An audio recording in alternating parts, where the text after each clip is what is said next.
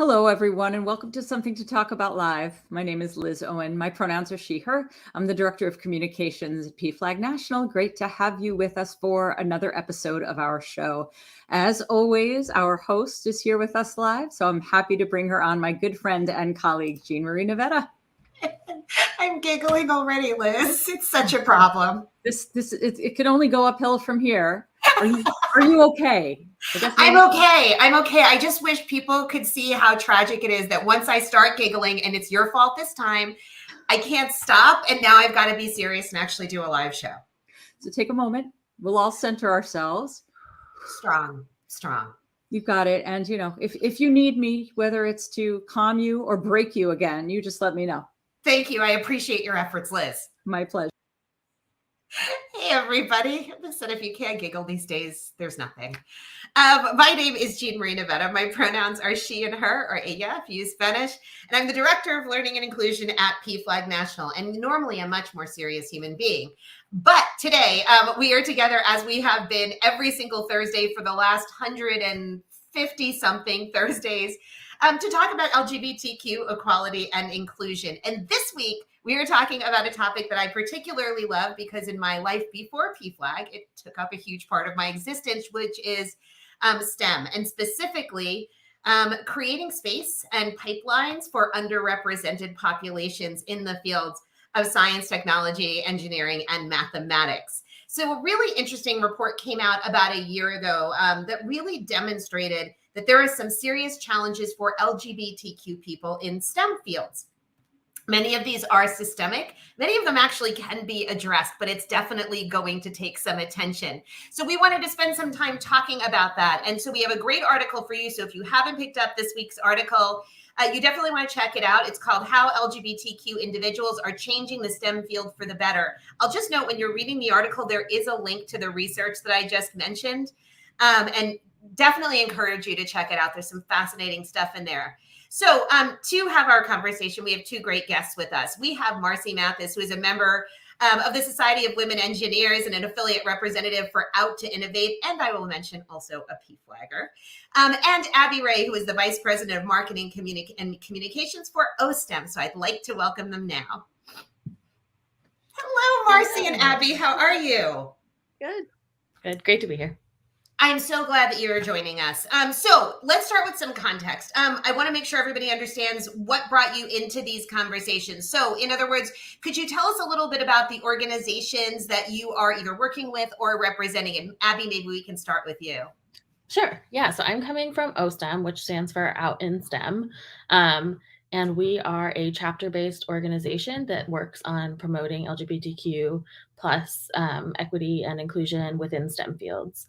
We generally have focused previously on college students and graduate students, but in 2017, we pivoted to also include young professionals. And so that's a really exciting branch of OSTEM that's underway right now. That's awesome. And Marcy, could you tell us a little bit about, well, you're with kind of two organizations. So I want to hear about how that all comes together.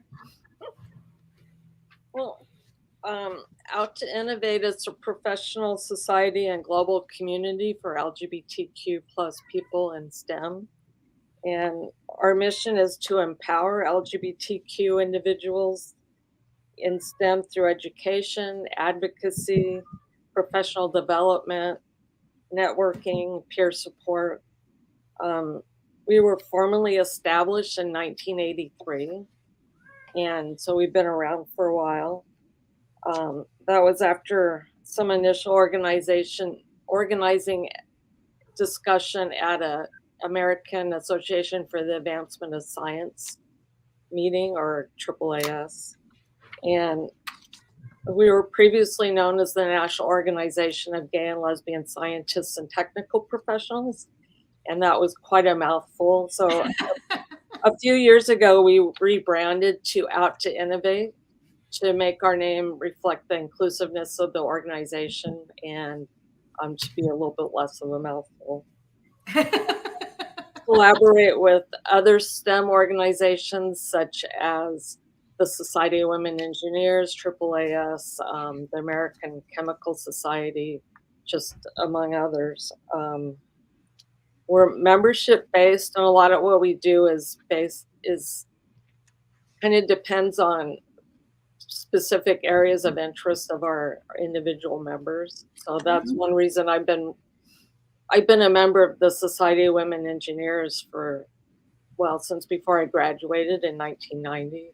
And so that's a long-standing um, association for me, and they're starting to come around pretty well as far as being inclusive. They're a really big organization, so change doesn't happen fast. That's one thing. Um, so we've done Out to Innovate has done many symposiums at different um, events such as AAAS. I think that probably one in particular. And we've done a lot of advocacy on like the federal level in over the 40 years. Yeah. And I guess that's about it. That's a lot. It's actually a lot. And I think it really does speak to how many organizations have been trying to figure out how to adjust and open up pipelines with a real realization that getting into some of these fields isn't easy for everybody. But I want to ask you both one really quick question before I get into really heavy stuff and really kind of start with the positive. What was it about the STEM field that attracted you to this space? Because we know, and we could just start by talking about challenges for women in STEM, and there have been big issues with that. So there are a whole lot of barriers, but what made it so appealing to you? And Abby, I'd love to hear your answer. Okay, sure. Yeah, so I was an outdoorsy kid, obsessed with animals, and just very curious about like the natural world and bodies and biology. And then I went to undergrad and pursued pre-veterinary studies. So I thought I wanted to be a large animal vet.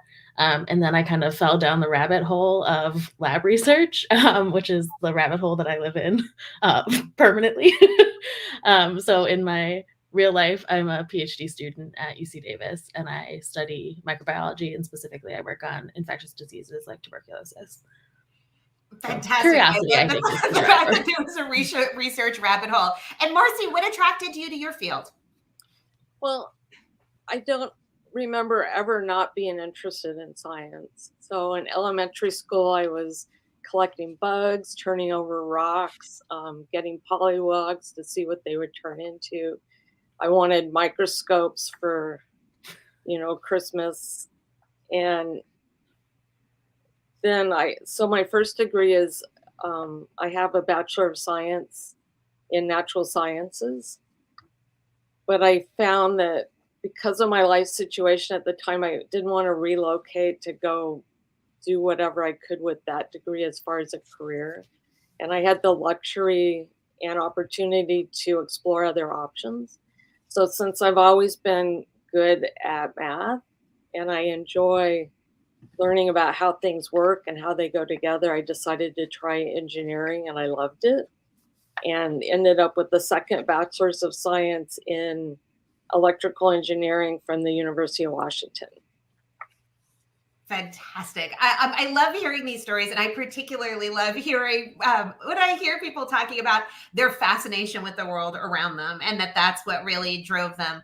So, starting in the 90s especially, there was a huge shift in attention to the plight of particularly women in STEM fields. So if you look at groups like AAUW did a lot of research on the barriers in pipelines and even barriers to students when they got into fields and then as they became professionals. That led to the creation of tons of programs, of which many of us have been beneficiaries, to get people into these areas. But now we're talking about what this means for LGBTQ people. So Abby, why do you think we haven't seen a similar phenomenon? And that phenomenon of getting girls, especially girls, into STEM fields is huge, and it really was huge. Why haven't we seen this for LGBTQ people yet? Yeah. And so I think one reason, I think it's really easy to pretend that you don't know anyone who's queer or identifies as LGBTQ plus. I think with the push for women in STEM, it was a lot of like, look around, it could be your wife, it could be your sister, your daughter, your friend. And like that's less applicable if people aren't visibly out. And so it's easy to just imagine that it doesn't affect your life. And so I think that like intentional, like blindfold, imagining that it doesn't touch your world. Yeah. In reality, like having these diverse perspectives like enriches everyone's world, like whether or not you know someone who's queer. Yeah, and that's such an interesting thing. You can look around and see who's not in the room, but that is definitely not true when it comes to LGBTQ people. Yeah. So, Marcy, in your experience over the past 20-ish years, have things become better for LGBTQ people in these fields? I think so. Despite the programs and things that you mentioned, the women in engineering hasn't really gotten that much better. It's improved quite a bit in some other STEM fields, but engineering still, and there's a lot of questions about why. As far as LGBTQ plus, people are more visible. So in that respect, it's gotten a little bit better. Yeah. It's still hard, like Abby mentioned, that um, people are still afraid to be out at work, or they're afraid to be real visible about it. Yeah. Yeah. I mean, because there still are a lot of challenges out there. So this week's article links to that 2021 report that has some interesting and I'd like to note depressing data. And it talks about, it's just not a happy read. It talks about some of the ways that discrimination and barriers show up for LGBTQ people. And so I'm going to just pull from the report. One of the examples was that LGBTQ identifying university faculty in STEM departments were likely to report harassment and social isolation more so than in other departments where LGBTQ faculty existed. And then a study of federal employees found that LGBTQ workers in STEM-related agencies like NASA, the EPA, reported that they had more negative experiences at work than non-STEM related agencies. So, Abby, this data is kind of disturbing, but it also feels a little impersonal to me. It's one thing to hear, you know, I've had social isolation, but I think it's different when you're working in the field and you're talking to people in the field about how this shows up. So what kind of things have you heard from people in STEM fields about their experiences, the way it is impacting their lives, the way it's impacting their careers and even their achievement? Yeah, totally. Like STEM obviously loves hard objective data, and it's great and has a purpose. But I think if you forget to like peel back the curtain and look at the humanity behind these numbers, it's really easy to kind of get lost. And so we hear all the time from like students who are either in college right now, who are the only one, or like don't know how to connect to a broader sense of community outside of their college. And we hear from high school students who are looking at where they're going for college and are like, can I be queer here? Can I be out? Is it safe? Like, what if my roommate isn't accepting? Like, how do I navigate that conversation? And like, what paths of action do I have? And then I think we hear a lot of isolation. So, and like, I'm fortunate, I live in California, which is a fairly good place to be queer and out. But I think we hear a lot of isolation from people all over the place, who are either the only person that they know, or they're afraid to be out and don't want to be the only person in that space. And I just think it's so lonely, like regardless, like assuming that people are safe, which is not always the case. Like obviously safety is number one. But I think just being lonely and feeling like the only person in a space is really hard. And I don't think there's a lot of conversation around like the emotional toll that takes on people. That's really interesting. And I think especially as you compare it to other areas of study where there are more out people, where there is more visibility, where there is more active and visible allyship, it makes it very different. And yet you jump into some of these pockets. And even inside of STEM, it differs widely. I mean, Marcy can acknowledge that with engineering, for example. So Marcy, speaking from your own experience, and I can tell people you and I have known each other quite a long time, so you have seen how this has changed over time. When you hear about things like this isolation, when you hear about these concerns that people have about not having access to networks, do they ring true? And you know, in the capacity that you have working with different organizations, is this a lot of what you are still hearing? I think so. I'm actually a federal employee, and I work in an agency that has well, it's a military related agency. So I think that impacts it probably even more than the fact that it's also STEM related. And I don't have a lot to compare it to as far as other than working for a large aerospace company in the commercial plane side of the company for a while. It does ring true that STEM tends to be a little less inclusive feeling for the people. Who are in there. Yeah. And I think, but I think you have interesting experience having been in private sector and seeing what this looks like, and also having that experience working with a federal agency. So the 2021 research that I'm obviously really obsessed with, which probably speaks to my nerdishness here, it was actually one of the biggest and most expansive studies that has ever been done about LGBTQ people in STEM fields, which in and of itself, I think should be a moment for pause for all of us, that it took until 2021 to see a piece of research that was that expansive. So one of the comments from the research, and I'm actually going to read this, it says that although STEM leaders and professional societies have expressed strong interest in understanding possible LGBTQ inequality in STEM, empirical limitations have thus far prevented robust investigations into these processes.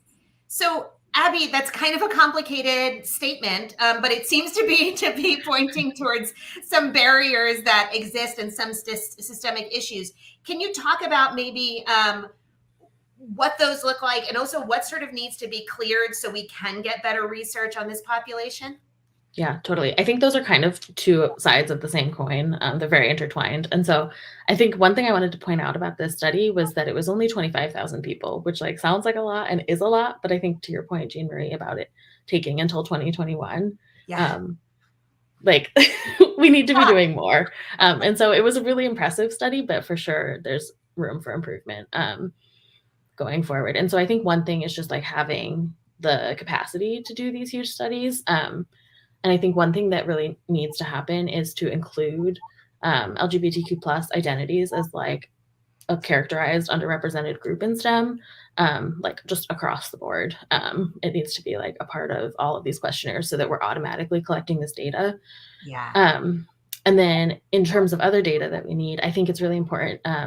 There's SOGI data, which is sexual orientation and gender identity, and getting that pushed kind of from like the top level down as like a norm in data collection as well, I think will be super helpful. And just kind of expanding our like the breadth and depth of which we understand what it's like to be LGBTQ plus in these spaces.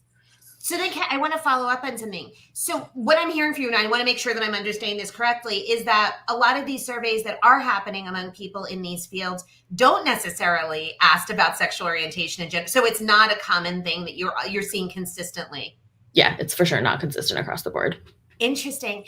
And one more follow up on that. Sorry. Yeah. And Marcy, I would also be interested to hear from you on this one too, which is, so if we start asking that question, and we absolutely have to, because we've already proven in other fields that when we collect that data is power because it allows us to identify areas of opportunity, areas of challenge.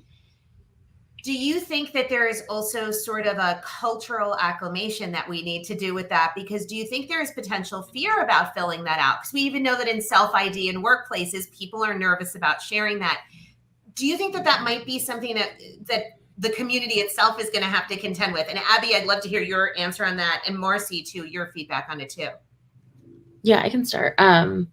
So yes, I think it is for sure something we have to contend with. And there is like an inherent risk in outing yourself in any context. And so I think just being mindful that what is safe and accessible for some people like will obviously not be safe and accessible for everyone.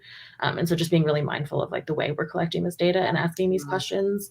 And then the other thing I would say is like we need to put money behind these kinds of studies. And so most things don't happen without money. And so like investing in finding out like what it's like to be LGBTQ plus in STEM. Really has to happen. I would like to say the best things in life come from well-funded research. They don't come free. Marcy, do you see any barriers? Do you think that there are some barriers that researchers will need to overcome to even collecting data from LGBTQ people in these fields? Yeah, I do. As Abby mentioned, and also even if you're always going to have the question, how accurate is this when people are self-identifying about anything? And so it might seem like things are getting better if you take 2 points in time, but it might just be that more people are feeling comfortable self-identifying as LGBTQ plus. So that's definitely a barrier. And I know with the federal government, they have that same challenge with people with disabilities because people aren't always willing to self-identify, and that's how they collect that information. And at this point, they're not really collecting it on LGBTQ plus, so it makes it really hard to know if things are getting better or not. And in the federal context, it's often inconsistent. It's up to the whim of whatever administration happens to be in power at the time. So just because it's collected now doesn't mean X number of years from now it's still going to get collected.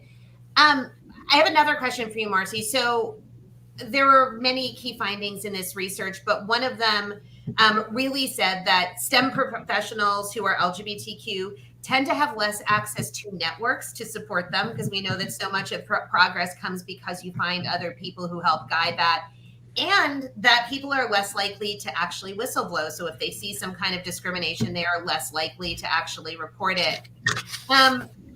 When you look at stuff like that, does that feel accurate to you? And do you think that actually finding ways to actively connect people into networks with organizations like yours, with organizations like OSTEM, actually would make people feel more empowered? Or are there bigger issues that we need to take on? It is important. When I was first starting out, I had the Society of Women Engineers. I joined when I was a student, and that was really important to me. And I think I didn't know about Out to Innovate at the time, even though they existed, but it could have been even more powerful to have that network. And because there's so few people, women, even these days, in some of the meetings I go to at work, it's really nice to know that there are other women engineers. And I think that also true with LGBTQ plus, and Out to Innovate and OSTEM, and just having that network, just that connection. I remember the first time I went to a Society of Women Engineers conference, and it was so amazing to be around all those people. And the first Out to Innovate conference I went to, it was not quite as dramatic for me, but it was very similar. It's like, these are all LGBTQ people in STEM, and it's really a good connection. And I think the earlier you have that, the better. I so appreciate what you're saying, because I was thinking about various times I've had firsts where you go to something and you realize, oh my gosh, there are more like me, and there is so much power in that. And I think it has such an impression on people, because I think it makes people want to create more spaces like that, because suddenly you have this realization of, oh, wow, this could have been so different had I found this earlier, or had it been bigger. And so I'm going to very boldly say more organizations in the corporate sector should be putting money into organizations like these, so that way they can be bigger and be more present and be more visible. So I recognize that we have totally hung on to sort of the negative experiences, but I want to talk about solutions. So one of the things that is mentioned in this article, and it's talked about pretty broadly, and this is not specific to LGBTQ people, is that a lot of students who are interested in fields like STEM drop out actually before they even get into higher ed, because there simply is no support for them. So do you have any ideas around, and I would be willing to hear from either of you, and maybe Abby, because you mentioned that you're starting to work with younger professionals more, this might be a place for you to start. Do you have any suggestions about how we sort of close those holes in the pipelines that are happening? Yeah, I think number one, we have to make it safe for people to exist. If it is not safe, they won't stay, nor should they stay. we have to pay people appropriately for their time and efforts. And so I think that it also includes, if we're asking people to do this additional DEI labor, we need to pay them for that work, rather than having them be the token queer person in a space who just speaks for all queer people. And then I think once people move into like employment, we need to have comprehensive healthcare that includes gender affirming healthcare. People will look for that other places if they're not getting it inside a STEM field. And I think losing people to these like very preventable things is such a shame. And I think it's a real opportunity for STEM to do better. I was sort of cheering in the background, but I was on mute because I You were. agree just that much. Marcy, what about as people enter the workplace? What are some of the things that employers can do you think, that would really encourage people who are LGBTQ to stay in their roles, to stay in these organizations, and ultimately to stay in the field?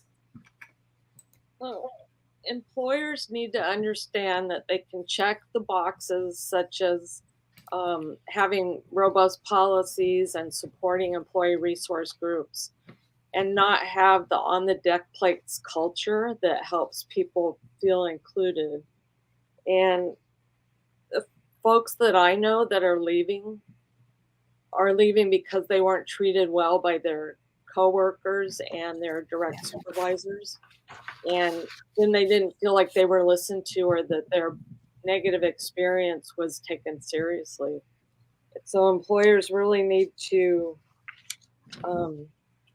do a deeper dive into what's really happening at all levels of their organizations.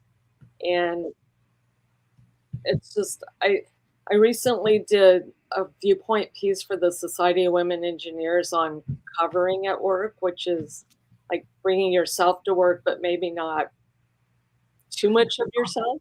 Yeah.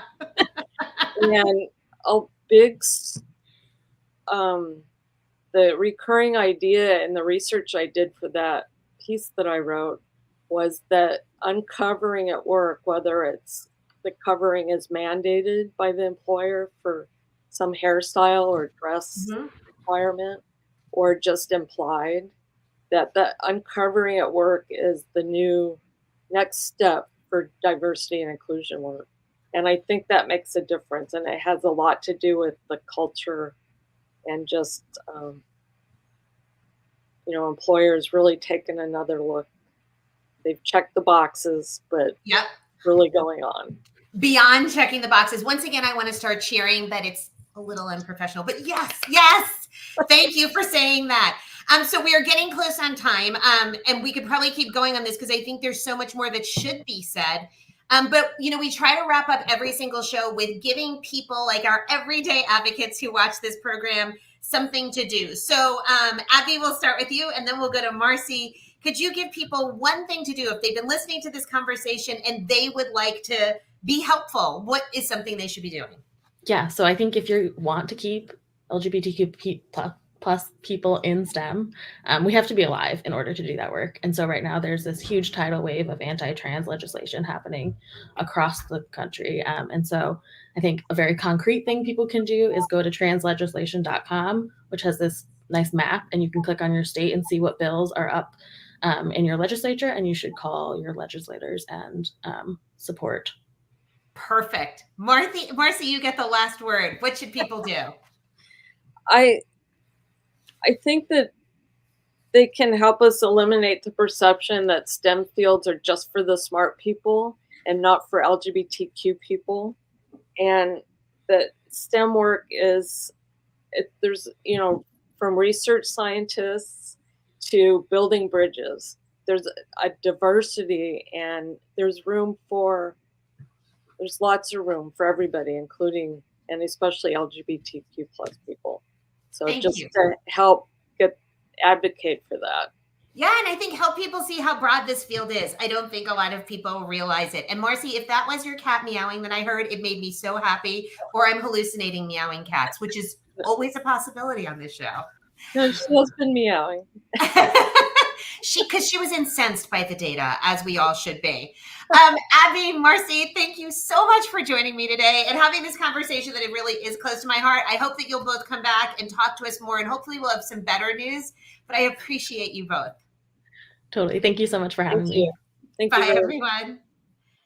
Well, everybody, that wraps up another week of our show. We will be back again next week with another great topic.